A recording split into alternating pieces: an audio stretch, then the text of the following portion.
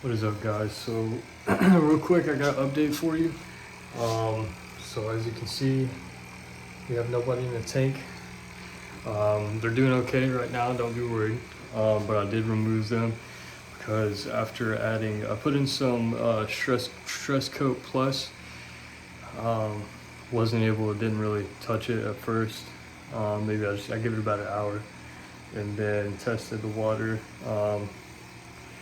That's when I kind of decided, I made the decision I was going to do kind of an emergency water change. So I drained about 25% of the water. Instead of removing them and putting them in, two little 1 gallon bowls, I just left them in there. Did a very good vacuum, drained about 25% out, and then I took a 5 gallon bucket. Basically, I drained it into a 5 gallon.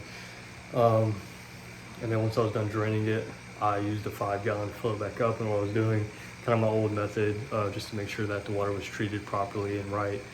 To make sure that the level of the water I was putting back into the tank was going to be good to kind of combat the already high ammonia levels. So I was filling up my 5 gallon bucket, putting everything I needed. I was adding pH, proper pH. In the first one, I did the Stress Coat Plus. Normally I use Prime, but this time I just tried out the Stress Coat Plus, see how it worked. For just the bucket, treating the water in the bucket was great. And after I added it, I tested the water in the tank again to see if that was able to get the ammonia under control. It wasn't, so I went ahead and I filled up another 5 gallons. So my hospital tank isn't here right now. It's back where I'm from, including the little heater. So I removed the heater from the 30 gallon, put it into the bucket along with a battery powered air stone. You might be able to hear it in the background, but so I have the air stone heater, and I filled it up, put some methylene blue in, treated the water. So like the water is what am I trying to say? The parameters are what they are in the tank minus the ammonia is where it's supposed to be in the bucket. So put a little heater, just kind of a little emergency hospital tank for what I have to work with currently, just to get Hershey and OJ both out of the tank, because I originally had just Hershey in there in the bucket. I probably am going to keep him in there overnight, but I'm trying to get the ammonia levels in the 30 gallon. So basically what I did is I went ahead and also added Prime into there and see if the Prime was going to be able to take care of it. Because I think obviously the Stress Coat Plus works. I've used Prime more. So I threw the Prime in there. Hopefully I'm going to give it about 30 more minutes. It's been in there for probably 30 minutes. So about 30 more minutes will be an hour total. I'm going to test the water again.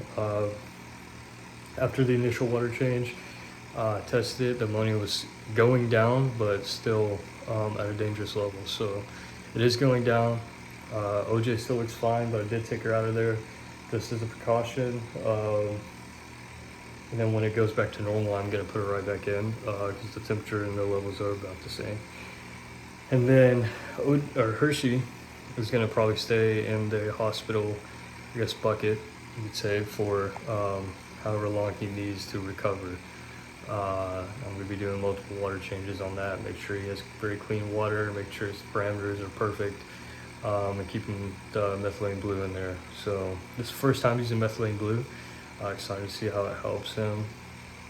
I did do some research, and it did say that the methylene blue can combat if he has ammonia poisoning. So hopefully he'll be okay. Fingers crossed. He's still looking good. He's still looking fine. He's actually moving a little bit more since he's been in the bucket. I've added the methylene blue with chlorine salt as well. So try to keep the stress levels down as much as possible.